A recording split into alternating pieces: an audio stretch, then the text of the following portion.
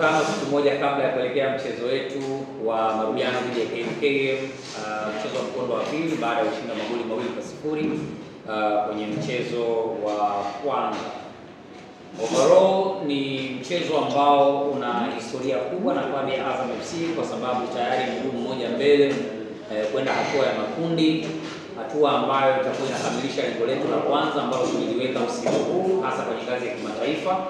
Alafu tutasubiri kuona kwamba kwenye mashindano ya hapa ndani tunakamilisha vipi azma yetu ambayo tulikuwa tumeiweka ya ubingwa ligi kuu na kupambania pia ubingwa wa FA kwa ngazi ya taifa letu. Lakini kwa huko kimataifa tulisema tunatamani kufika kwanza hatua ya makundi, alafu tujilambe na bonus ambayo itakuwa inakuja mbele, kwa maana ya kwamba kama tunasogea hatua ya robo finali, nusu finali, ndicho ambacho tunakiendea zaidi. Mchezo wa KMKM hautakuwa rahisi kwa sababu eti Azam Football Club lipata matokeo mazuri kwenye mchezo wa kwanza. Tafsiri ni kwamba kipindi cha kwanza kilimalizika Unguja na magoli 2-0 kwenye dakika zilizosalia, lolote pia linaweza kutokea. Kwa hiyo sio mchezo ambao tutauchukulia wepesi hata kidogo, ni mchezo ambao tutauendea kama ambavyo tunaendea michezo mingine migumu. KMKM tangu ambapo tumetangaziwa rasmi kwamba tutakutana na wao, walikuwa ni Manchester City, walikuwa ni Barcelona, walikuwa ni Al Nassr, walikuwa ni Inter Miami. Kama ambavyo tungecheza na timu yoyote kubwa kutoka nje ya Tanzania, ndivyo ambavyo tunawachukua KMKM, kwa sababu hawako hapo walipo kwa bahati mbaya, wala hawana timu mbaya hata kidogo. Kwa hiyo tunatazamia mchezo mzuri kutoka kwao na hatutegemei mechi rahisi hata kidogo, japokuwa tunaendelea kumuomba Mungu na tunaendelea pia na matayarisho kuona timu yetu inasogea mbele. Timu yetu kwa ujumla iko vizuri, iko timamu kabisa na wanaendelea na mazoezi. Leo asubuhi tulikuwa na session moja ya mazoezi na jioni hakutakuwa kuna mazoezi mengine zaidi ya hapo, tutakuwa tunafanya tu recovery hapa na pale ili kuifungua miili kabla ya mchezo wenyewe. Lakini tutakuwa tunawakosa wachezaji wawili ambao majeraha yao ni muda mrefu, Adolf Gasingwa pamoja na Shekina Madudi ya Kite.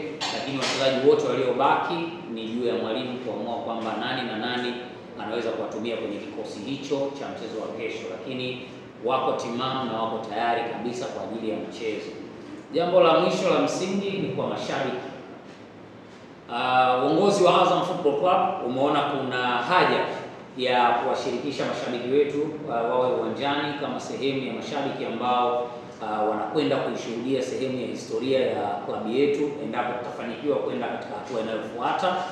Na hii imetoa fursa kwa mashabiki wetu kuja uwanjani mapema kesho. Milango itafunguliwa majira ya saa 4 asubuhi. Wataingia free uwanjani kama ambavyo tumetangaza awali. Wataingia bure uwanjani kwenye maeneo ya mzunguko.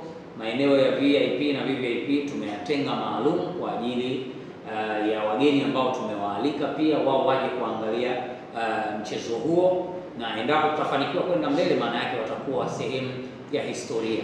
Kuna historia nyingi ambazo zinakwenda kuandikwa kwenye uwanja wa Azam Football Club kuelekea mchezo huo kwa ujumla, lakini ni wao sasa kuja kuona. Kuna burudani mbalimbali ambazo zitakuwepo hapo uwanjani, lakini kama ambavyo amezungumza mkuu wa idara ya habari na mawasiliano kwamba tuliomba tufanye burudani kabla, lakini amesema kwamba inabidi burudani ziwe baada. Endapo tutakuwa tumefanikiwa kusogea mbele, basi tutakuwa na burudani ya muda mrefu na wasanii mbalimbali, au tutasikia nyimbo nyingine nyingi ambazo zinahusu Azam FC ambazo watu hawajawahi kuzisikia kutoka klabuni kwetu. Kwa hiyo kwa hayo machache nawakaribisha sana Azam Complex Chamazi kesho. Muda wa mchezo ni saa 11 jioni na milango itafunguliwa rasmi kama ambavyo nimezungumza kuanzia saa 4 asubuhi mpaka ambapo tutakuwa tunaukaribia mchezo kwa ujumla. Nashukuru sana kwa muda wenu na nawakaribisha sana Azam Complex.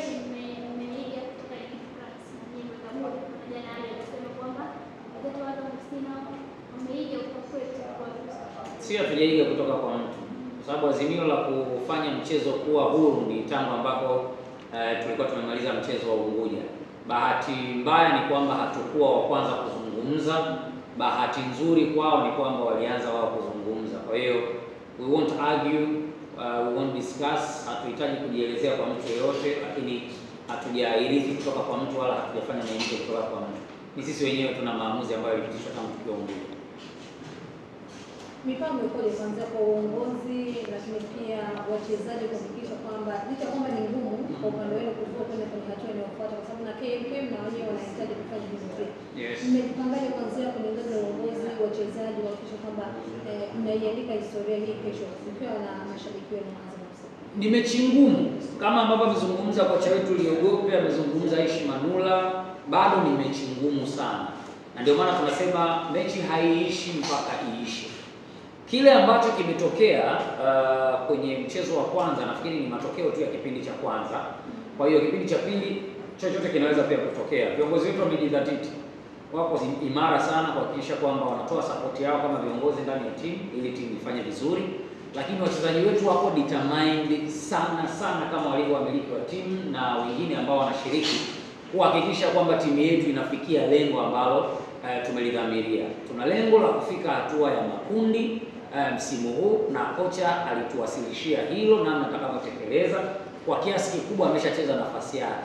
Mind you kwamba tumecheza mechi 3 zilizopita bila kuruhusu goli, na tunahitaji kucheza mchezo huo wa 4 tusiruhusu goli, lakini hiyo ni kadari ya Mwenyezi Mungu na vile ambavyo amepanga, kwa sababu tunaamini KMKM hawawezi kuja kinyume. Wana faida ya kutokuwa na chochote cha kupoteza mpaka sasa.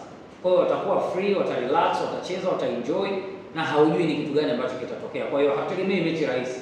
Viongozi wanatusupport, wachezaji wako determined, na upinzani ambao tunaonyesha KMKM ndio pia utatutambulisha kwamba tunasogea vipi mbele, lakini we are very ready for that. Ikitokea mkafuzu sasa. Yaani mmepanga kufanya kitu gani? Kama tunafikiria parade hivi. Tunafikiria parade hivi kwanza la hatua ya makundi. Kama tunafikiria parade ya makundi. Hayo ni makundi tu hivyo. No, mimi si hiyo ni utani tu wa kawaida, lakini kwa upande wa chochote ambacho tumedhamiria kujifanya na kama ambavyo amekuwa akifanya mwalimu wetu Ibenge, ni kuhakikisha kwamba tunaendelea kuwa focused.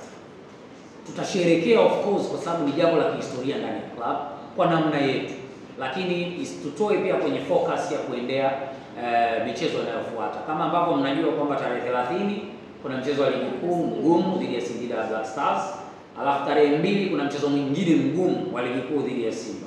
Ukianza kujitoa kwenye reli mwenyewe mapema, maana yake unajitengenezea mazingira magumu kwenda kwenye huo mchezo. Kwa hiyo mimi binafsi nikipata nafasi ya kumshauri kocha Ibenge ni kwamba tunamaliza mechi, kama tumefuzu kwenda hatua ya makundi, ni siku moja ya mapumziko, siku inayofuata wachezaji wako kambini, tunajiandaa na mechi inayofuata. Dawa ili iwe inafanya kazi vizuri lazima iwe chungu, hakuna dawa pipi.